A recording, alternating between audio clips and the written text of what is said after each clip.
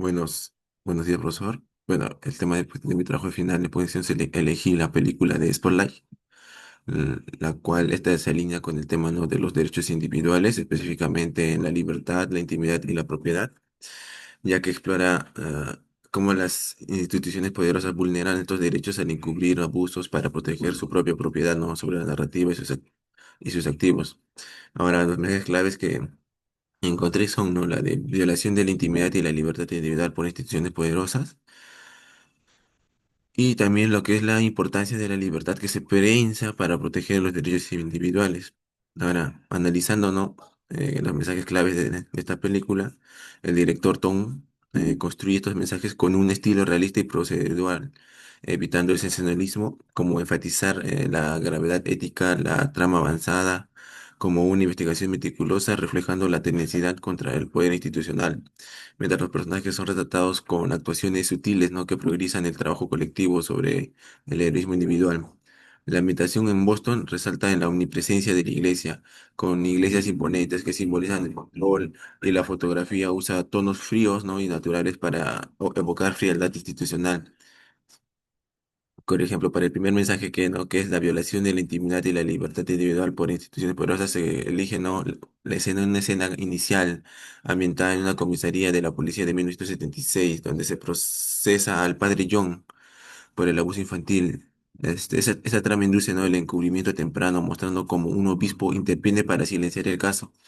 Los personajes como el obispo o el fiscal actúan con una autoridad discreta, destacando la jerarquía que prioriza la institución. La ambientación en la comisaría es media oscura y claustrofóbica, con fotografía en tonos sombríos y close-up, ¿no?, en rostros tensos, simboliza también este secreto opresivo. Ahora, para el segundo mensaje, ¿no?, que es de la importancia de la libertad de prensa para proteger los derechos individuales, ¿no?, se representa la escena culminante donde el equipo de Spotlight publica la historia en enero del 2022, no, 2002, seguida de una avalancha de llamadas de víctimas, ¿no? La trama resuelve la investigación con un clímax de acción colectiva, donde los personajes como Mike muestra determinación emocional, ¿no? La ambientación en la redacción en Boston Globe, como escritorios desordenados y teléfonos sonando, evoca también un caos productivo. La fotografía usa iluminación natural y toma samples para capturar el dinamismo, mientras que la edición rápida de los montajes, entrevistas, impresiones, artículos construyen una urgencia, ilustrando cómo el periodismo rompe el encubrimiento y restaura la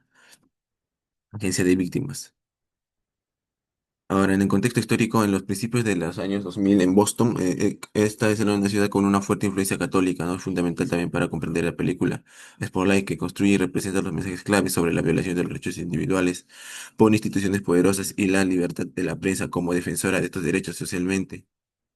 Boston es una comunidad mayoritariamente católica irlandesa, donde la iglesia gozaba de un estatus reverenciado, lo que fomentaba, ¿no?, un silencio cultural alrededor de los abusos para evitar escándalos que afectaran la cohesión comunitaria. Económicamente, la iglesia protegía sus activos y reputación con asentamientos millonarios como de 85 millones pagados por los arquidiócesis de Boston en 2003 para resolver las demandas de las víctimas, destacando como el poder financiero permitía encubrimientos sistemáticos, ¿no? Políticamente existían alianzas entre la iglesia y las autoridades locales como fiscales que suprimían casos. Un ejemplo puede ser, ¿no?, el arresto de 1976 del padre Johann, liderado discretamente, lo que refuerza este mensaje de instituciones poderosas violando libertades individuales al priorizar el orden sobre la justicia. Culturalmente, el tabú de cuestionar a la iglesia en la sociedad devota explica, ¿no?, la construcción de un personaje como reporteros católicos lidiando con conflictos internos. Ahora, una breve comparación, ¿no?, sería con la película que hemos observado en clases, que es la de Post de 2017, dirigida por Steven Spielberg. Y ambas películas representan los mensajes sobre la violación de derechos individuales por instituciones poderosas, no la libertad de prensa que como protectora, pero difieren en enfoque y estilo, ¿no? En Spotlight los mensajes se construyen con un tono sobrio y procedural, enfatizando el impacto humano en víctimas a través del close-up emocionales y montajes de investigaciones meticulosas, destacando la intimidad violada por la iglesia en un contexto local y personal. En contraste, de Pose es un estilo ya más dramático y urgente, ¿no?, con consecuencias de alta tensión como la decisión de publicar los papeles del Pentágono, representando la lucha contra el gobierno federal y enfocándose en la libertad de prensa como defensa colectiva de la democracia con actuaciones interesantes, como la de Tom Hanks, ¿no? Ambas glorifican el periodismo, pero Spotlight es más introspectiva y victo mescéntrica, ¿no? Mientras que The Post es épica y política.